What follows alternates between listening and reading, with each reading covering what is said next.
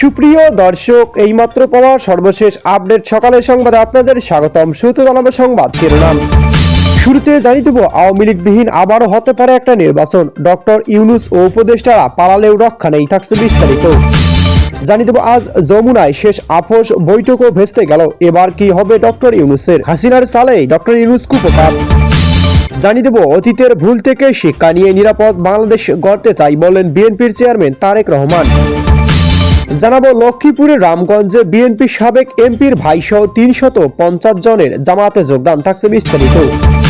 জানাবো, নতুন সংখ্যার খবর দিল পশ্চিমা বিশ্লেষকরা। ইউরোপের আঘাত হানবে ইরানের মিসাইল, ভয়ে কাঁপছে আমেরিকা। সর্বশেষ জানিয়ে দেব, ফরিদপুরে বোয়ালমারীতে জামাতের প্রচারণার কাজে যুক্ত ভ্যান চালকের চোখে হাতুড়ি দিয়ে আঘাত।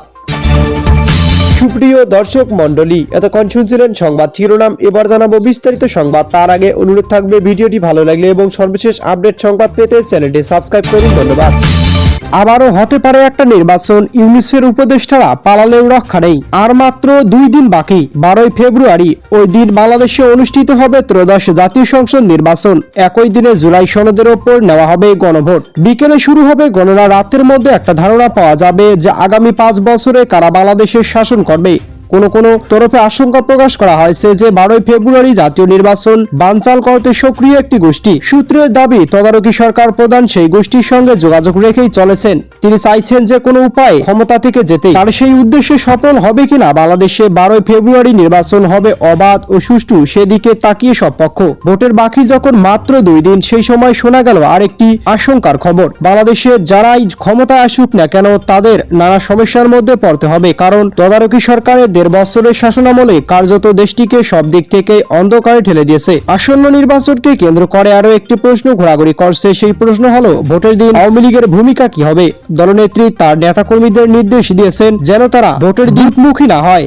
এটাই ছিল সর্বশেষ নির্দেশ। যদি একাংশের মতে ভোটের দিন আওয়ামী লীগ নেতাকর্মীদের বুথে গিয়ে তাদের নাগরিক অগ্রাধিকার প্রয়োগ করবেন। রাজনৈতিক বিশ্লেষকদের মতে আওয়ামী লীগের কর্মী সমর্থকরা জুলাই সনদের বিরুদ্ধে মত দিলে তদারকি সরকারের তরফে সেই মতামত জল মেশানো কঠিন হয়ে পড়বে। যমুনায় শেষ আপোষ বৈঠকও ভেস্তে গেল। এবার কি হবে ডক্টর ইউনূসের? সম্প্রতি ঢাকা রাষ্ট্রীয় অতিথি ভবন যমুনায় একটি গুরুত্বপূর্ণ বৈঠক হয়ে গেল। তাতে অংশ নিয়েছিল বিএনপি, জামাত, এনসিপি কয়েকজন শীর্ষ নেতারা। সম্ভবত ওই বৈঠকের পৌরোহিত্য করেন বাংলাদেশের প্রধান উপদেষ্টা মোহাম্মদ ইউনূস। জানা গেছে, ওই বৈঠকের শেষ মুহূর্তে একটাই আসন সমঝোতার চেষ্টা হয়েছিল, কিন্তু সেটা ভেস্তে যায়। কিন্তু সেই প্রচেষ্টাও কেন ব্যর্থ হলো? কে বা কারা ছাড় দিতে রাজি হলো না? এমনকি ঢাকায় নবনিযুক্ত মার্কিন রাষ্ট্রদূতের সঙ্গে বাংলাদেশের পররাষ্ট্র উপদেষ্টায় একটি বৈঠকও হয়েছে। এ সময়কালে সব মিলিয়ে পরিস্থিতি ব্যাপক ঘোলাটে। আসুন একটু জেনে নেওয়া যাক ঠিক কি ঘটনা ঘটেছে ঢাকায়। বাংলাদেশের অন্তর্বর্তী সরকার প্রধান উপদেষ্টা হিসেবে মোহাম্মদ ইউনূস দায়িত্ব নিয়েছেন 2024 সালের 8 আগস্ট। তার 2 সপ্তাহের মাথায় বাংলাদেশ জনগণের উদ্দেশ্যে ভাষণ দেন। তিনি যে প্রতিশ্রুতি দিয়েছেন তা এখনো পালন করতে পারেননি বলে দাবি বাংলাদেশের একটা বড় অংশের মানুষের। ইউনূস জানিয়েছে বাংলাদেশের সরকারি ক্ষেত্রকে দুর্নীতিমুক্ত করবেন তিনি, কিন্তু 18 মাস পেরিয়ে গেলেও তিনি ক্ষমতায় বসে আছেন। এখনো বাংলাদেশ স্থিতিশীল হয়নি। তবে তাই নয়, বাংলাদেশে যে দুর্নীতি বন্ধ হয়েছে তারও কোনো প্রমাণ নেই। বাংলাদেশে যে দুর্নীতি বন্ধ হয়েছে তারও কোনো প্রমাণ আছে কিনা ইউনূসের কাছে জানতে চাইলে অন্তর্বর্তী সরকার বলেন, আমরা যথাসম্ভব চেষ্টা করেছি। 8 ফেব্রুয়ারি বাংলাদেশ সংবাদ মাধ্যম খবরের হেডলাইন ছিল, পররাষ্ট্র উপদেষ্টার সঙ্গে মার্কিন রাষ্ট্রদূতের বৈঠক ফলপ্রসূ হয়েছে। অর্থাৎ বৈঠকটি যে হয়েছে তা স্পষ্ট।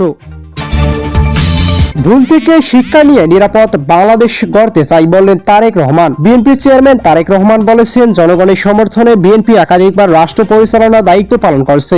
দেশ পরিচালনা করতে গিয়ে সেই সময় কোনো না কোনো ক্ষেত্রে হয়তো আমাদের অনিচ্ছাকৃত কিছু ভুল ত্রুটি হয়েছে। সেজন্য আমি দেশবাসীর কাছে আন্তরিকভাবে দুঃখ প্রকাশ করছি। তিনি বলেন, অতীতের ভুল থেকেও শিক্ষা নিয়ে অর্জনগুলোকে অবলম্বন করে বর্তমান এবং ভবিষ্যৎ প্রজন্মের জন্য একটি নিরাপদ বাংলাদেশ গঠনের জন্য আগামী 12 ফেব্রুয়ারি জাতীয় নির্বাচন আবারও আমি আপনাদের সমর্থন চাই। জাতীয় নির্বাচন ও গণভোট উপলক্ষে জাতির উদ্দেশ্যে দেওয়া ভাষণে কথা বলেন তিনি। ভাষণটি রাষ্ট্রীয় গণমাধ্যম বাংলাদেশ টেলিভিশন ও বাংলাদেশ বেতার মাধ্যমে সম্প্রচার করা হয়। তারেক রহমান বলেন, জনগণের রাষ্ট্রের মালিক। জনগণ রাষ্ট্রের মালিক হলে রাষ্ট্রের সুযোগ সুবিধা ভোগ করা জনগণের অধিকার। কিন্তু ফেসিবাদ আমল সব সুযোগ সুবিধা সম্পদ জনগণের পরিবর্তে মাফিয়া সিন্ডিকেটের হাতে কুক্ষিগত ছিল। সুতরাং এবারে নির্বাচনের মাধ্যমে বিএনপি শুধু রাষ্ট্রের মালিকানা নয়, জনগণের যাতে ন্যায্যভাবে রাষ্ট্রীয় সুযোগ সুবিধা ভোগ করতে পারে, বিএনপি সেটিকেও ইনশাআল্লাহ নিশ্চিত করতে চায়।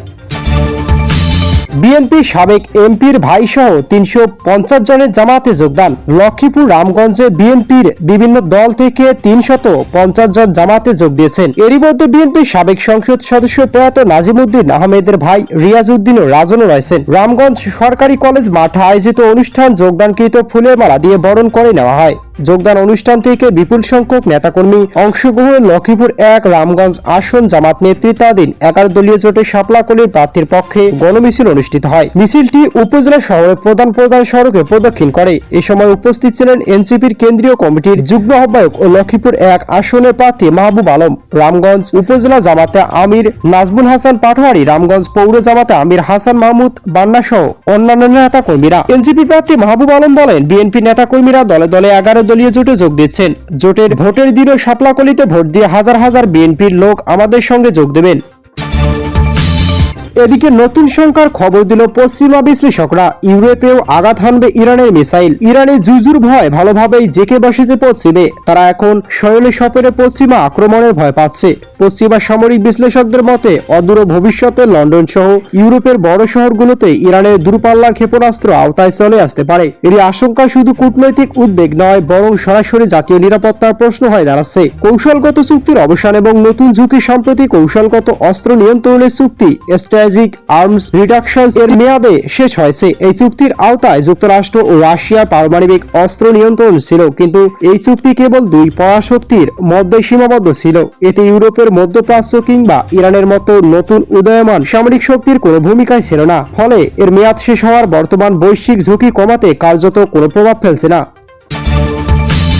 এদিকে জামাতের প্রচারণার কাজে যুক্ত ভ্যান চালকের চোখে হাতুড়ি দিয়ে আঘাত। ফরিদপুরে বোয়ালমারী উপজেলায় মজুরদিয়া অঞ্চল জামাতে ইসলামের প্রচারণার কাজে যুক্ত থাকা এক ভ্যান চালককে হাতুড়ি আঘাতে অভিযোগ উঠেছে দুই ভাইয়ের বিরুদ্ধে। অভিযুক্ত মোহাম্মদ আনোয়ার ও মোহাম্মদ মনোয়ার। তারা বিএনপি মনোনীত ফরিদপুর 1 আসনে এমপি প্রার্থী খন্দকার নাসিরুল ইসলামের অনুসারী। এদিকে আজ 1টার দিকে উপজেলা মজুরিয়া বাজারে ভ্যান চালক আটকিয়ে এসব আঘাত করা হয় তাকে। অভিযুক্ত গ্রামের বাড়ি ভেড়া দিয়ে তার সম্পর্কে আপন দুই ভাই। তারা পিতার নাম মৃত রাজ্জাক এবং আহত ভ্যান চালক হলেন মোহাম্মদ জাহিদ। তিনি ইসলামপুর গ্রামে বাচ্চু শেখের ছেলে। প্রত্যক্ষদর্শীরা জানান, জামাতে ইসলামের মনোনীত ফরিদপুর 1 আসন এমপি প্রার্থী প্রচার করেছিল মোহাম্মদ জাহিদ নামে এক ভ্যান চালক। মজুরদিয়া বাজারে আনোয়ার মনোয়ার দোকানের সামনে ওই ভ্যান চালক আসলে দোকান থেকে হাতুড়ি বের করে চোখে হামলা করে অভিযুক্ত দুই ভাই। স্থানীয় বাসিন্দা ইমন শেখ বলেন, ছোট্ট একটা ছেলে ভ্যান চালিয়ে খায়, সে তো আর জামাতের রাজনীতি করে না, তার কাছে টাকা পায়, তার প্রচারণা করে। জামাতের প্রচারণা কাজে নিয়োজিত থাকা তার চোখের উপর হাতুড়ি দিয়ে মারে।